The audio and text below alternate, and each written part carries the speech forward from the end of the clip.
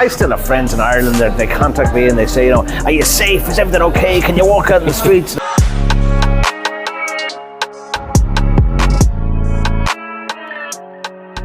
Welcome to the channel. I'm here with Hugh. Hugh, can you give us a little introduction before we get started? I could give you a big introduction or a little introduction, but I'll try and give you the shortened version. All right.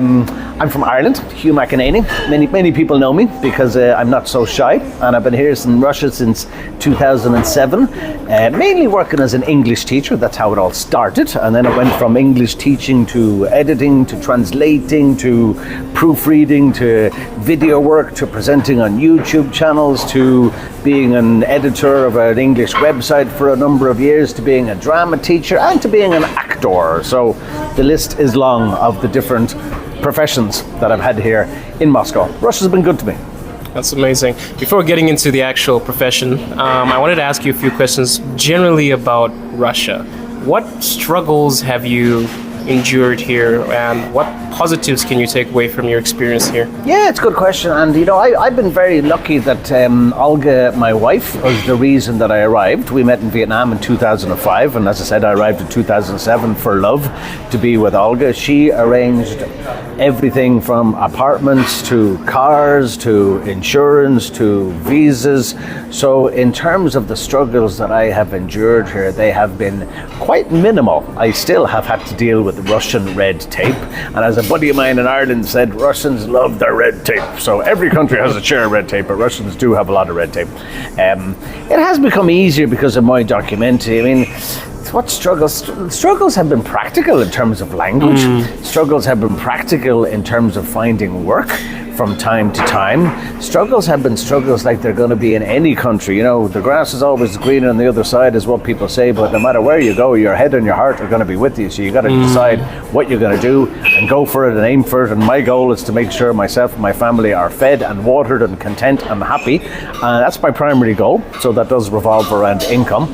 And I have to make sure that I comply with Russian law. Yes. I obviously don't want to have any issues or challenges with the legal system, and I don't want to be deported. To call a spade a spade. Yeah, no, we don't want to be deported. I mean, I think that's every foreigner, so yeah. It's good that you're following the rules. All right, moving forward, well, we know that you are Irish. You're an Irish actor here in some of the theaters here. I've actually seen a lot of your posters, so that's pretty much how I found out about you. I think even before we spoke, I met one of your colleagues that also acts with you. Oh yeah? Who was that? I'm sure she's Russian. Nadia. Nadia, I think that's Nadia. Yes. Probably Nadia. Nadia is a great actor, yeah. But getting past that, getting into your profession rather, you're an actor, you're a promoter, you have various things that you do here. I do. Our audience would be interested in hearing about how it is to be an actor in Moscow, Russia, and what are the differences compared to, acting in Ireland. I never acted in Ireland. I tried a number of times, I auditioned a number of times. I auditioned to be a DJ a number of times, but not as an actor. Never did anything in the UK because I had no connection with the UK. And so I don't know is the answer to your question, but I can tell you that to get into the acting field here, I was lucky that I was introduced to an agent here called Galina through another English guy who's been here for a long time, Martin Cook, who runs Flying Bananas Children's Theatre and has been quite a prominent actor for a long time. He introduced me to Galina. Galina is well known in the business to find English-speaking actors, and Galina first introduced me to a role probably around the end of 2020. There were a number of roles that she introduced me to. My father was dying in Ireland at the time, so I wasn't available for those. I was back and forth to Ireland to be spending time with my family as much as I could, and probably in the middle, or I'd say the middle of 2021 was the first role I had, and I was King George III in the Katerina Favorite. I see. And I was also, I was a reporter, like a journalist, an American journalist actually. And then I was an Olympic representative for the Olympic Games. Games was the name of the movie series actually, Games. by a guy called Yevgeny Stichkin. He's an actor and a producer.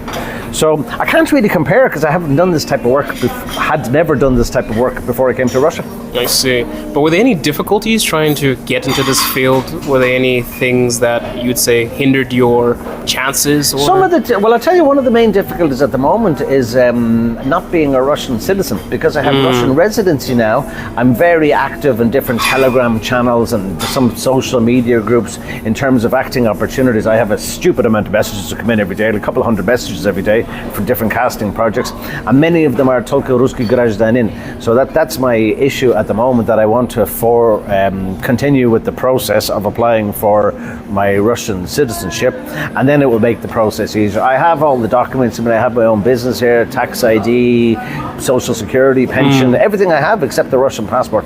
And companies and casting agents and studios, they don't want the hassle, and I can see it from their point of view as well. It's a lot easier for them because they know the process. They know that it's easier to get a contract with a Russian citizen, stamp it, sign it, done and dusted, and move on. So that's my challenge at the moment, getting Russian citizenship to make sure that more acting opportunities are available to me. Yes, the practicalities of not speaking fantastic Russian is also an issue. I mean, when I auditioned, I met the producer to be King George III, and I was reading in Russian, and I was speaking with him in Russian, and he said to me, he said, "We можете прочитать на английском? Я ему говорю, конечно, of course I can read in English." So I translated the text there and then on the spot, and he said, "You're the one and only King George III for this project." But I had to translate the whole text, and it was a nightmare because I cannot read without my glasses. So when I was on set, I was literally taking on and off my glasses on set all day to get through the shooting. But we got through it, and it was a nice experience in St. Petersburg, and I became a lot better known as a result of that too. So yeah, pluses and minuses of everything. Yeah. Truly.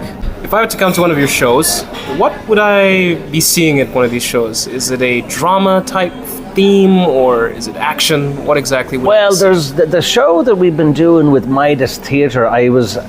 Tanya Savosina set up Midas Theatre here, I'd say about 8 to 10 years ago. I can't remember exactly. And Tanya's a lovely lady, and she's given a lot of Russians, Americans, Australians, Hungarians, and Irish people an opportunity to perform in her show. She's very well known in the business.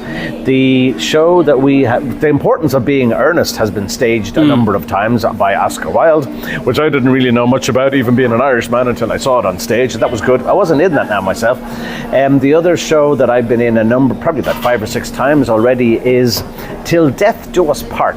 Ah, yes, I saw a poster. Yeah. I did, yes. So that was written by an English playwright called Noel Coward, long time ago, like 50s or 60s as far as I remember. And I play a doctor in that. So there's a doctor, there's a lady, there's a ghost. And that's a nice show, and it's a funny show, and people like it. And it is an opportunity for people to practice their English also. I mean, we have to be practical about it. People do come as students, or again as adults, to enjoy these shows and to make... So we have to be... And I, as a native English speaker, can obviously feel more confident with my English, but yes, credit to the Russian actors, because you've met Nadia. Nadia's great. Our main actor, who just took over the role of the main character, whose name I've forgotten, but Anton is the Russian actor, and his English, he had never acted in English on stage before.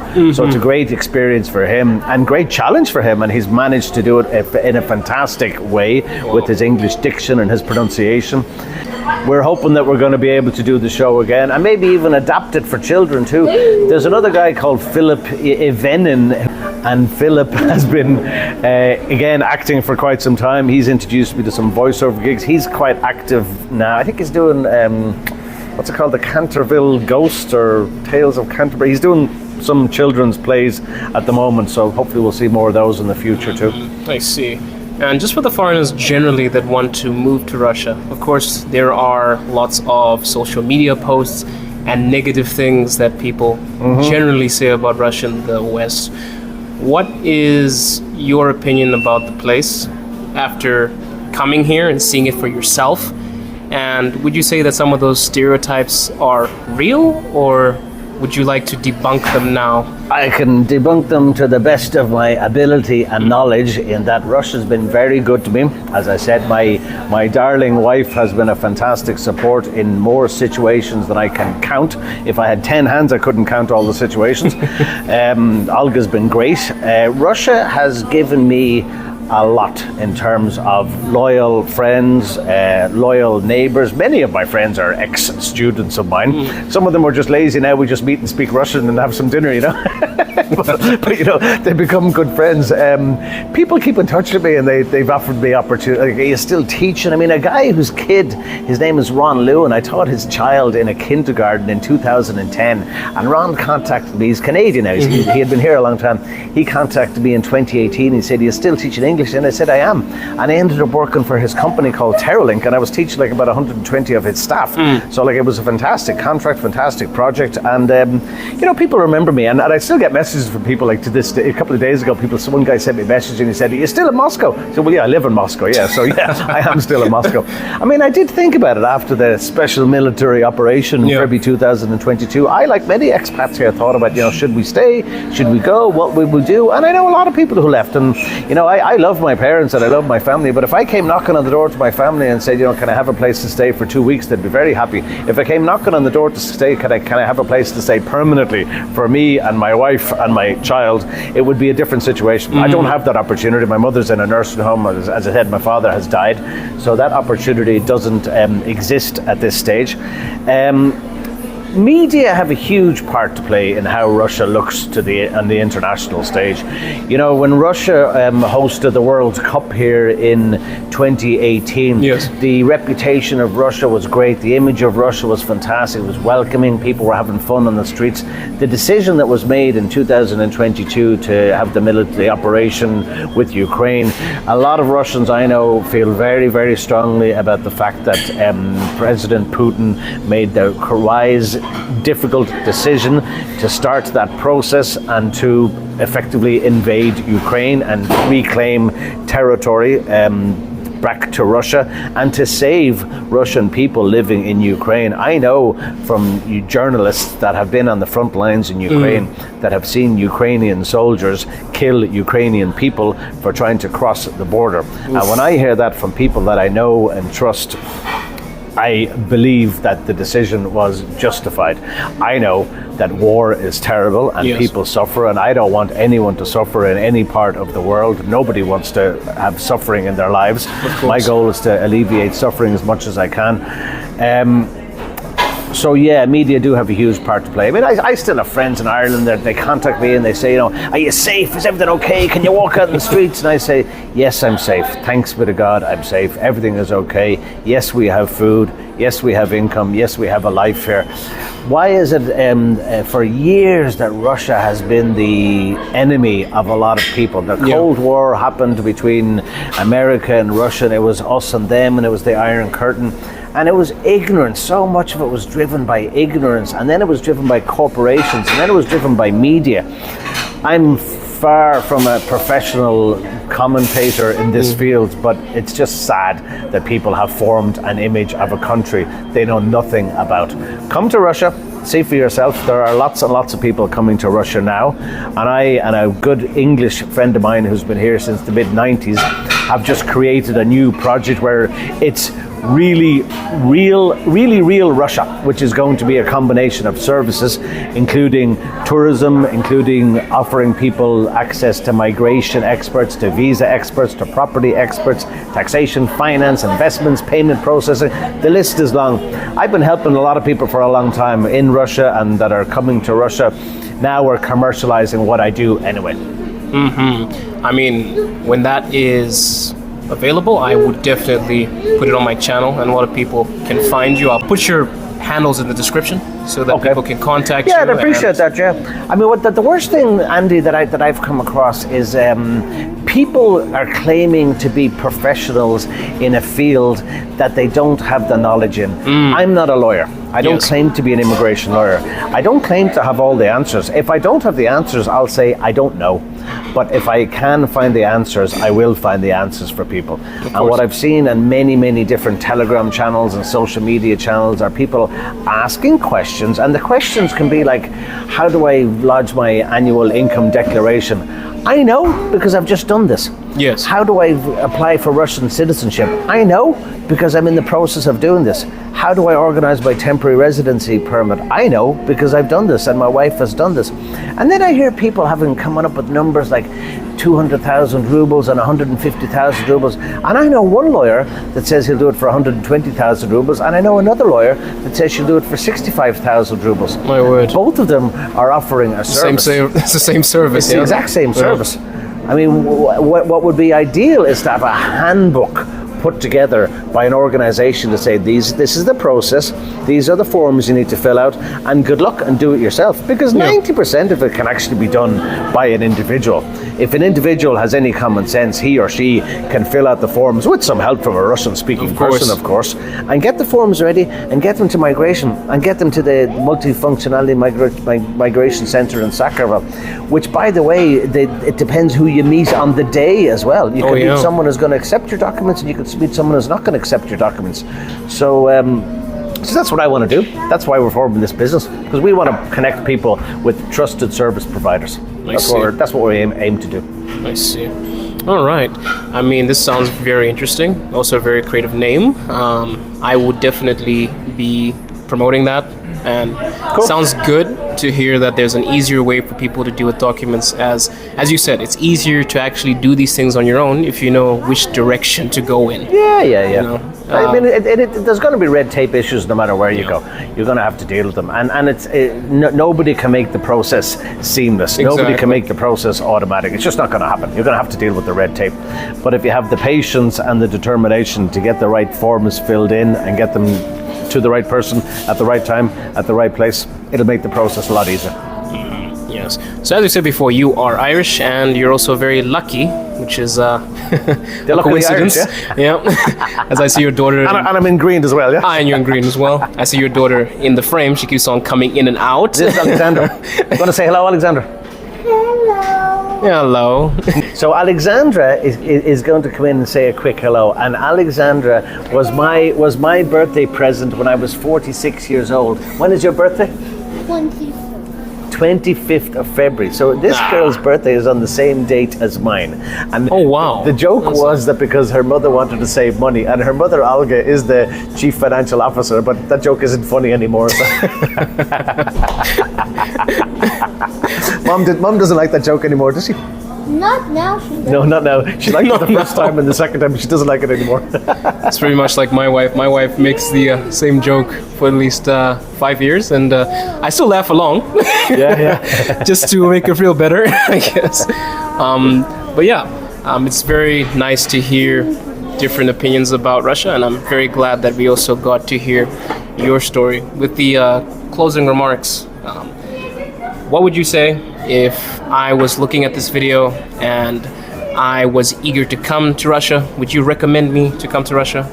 I'd highly recommend you to go to Russia. I've lived in New York, Japan, Australia, and of course Ireland and Russia. Every country, as I said before, has its pluses and minuses. Every country you're going to have to deal with red tape and bureaucracy. Every country has idiots and geniuses, and if you avoid the idiots and try and surround yourself with people that are smarter than you or as smart as you, life is going to be easier. Yes, come to Russia. Yes, give it a shot. It might not work out for you. You might find life difficult here. You might find you need a plan B no matter where you go. You need a contingency plan no matter where you go. My contingency plan is non-existent at the moment because I'm here for the long haul. I'd still like to, I do have a dream of having a second home in probably Spain or Portugal, and myself and Olga and Alexandra are going to start learning Spanish in November to help get us. Alexandra doesn't know that yet, but we're going to start learning Spanish. So come to Russia. You got to check it out and get in touch with people. And you can be all over social media channels and Telegram channels and all sorts of different groups. get to look someone in the eye, at least on a Zoom call or a Google Meet call. I've had people talk to me about transfer money. I've had people talk to me about buying property. I've had people talk to me about getting their visa sorted. And then I just say to them, look, let's jump on a Zoom conversation for 10 or 15 minutes. And people say, I'm so busy. People are so busy, but they're not so busy to keep chatting away and typing away and be a keyboard warrior. And what information are you going to get from a person when you can't even look them in the face? My father always said, nobody wants to see you unless they know the person that sent you. And if you can have that connection with people face to face, it's going to make a huge difference. Come to Russia. We are going to have Real Russian Reckie weekends for people to come here on our research weekend, including networking with other expats here, meeting Russians, meeting qualified, trusted service providers, and having some tourism experiences also in Russia. And I think it's a practical experience for people. It is a commercial business, but we don't plan to rip people off. We plan to connect people with people that we know and that we trust. That's what we're all about. All right. Thank you so much for no worries, Andy. this interview. Thanks for taking the time. Yes, everybody, I'm going to share his Telegram link. Also, there's a Moscow Pal group on Telegram. It has all the things that you need basically as a foreigner in Russia. I'll also put that in the description. And thank you so much for having us. See you guys in the next one.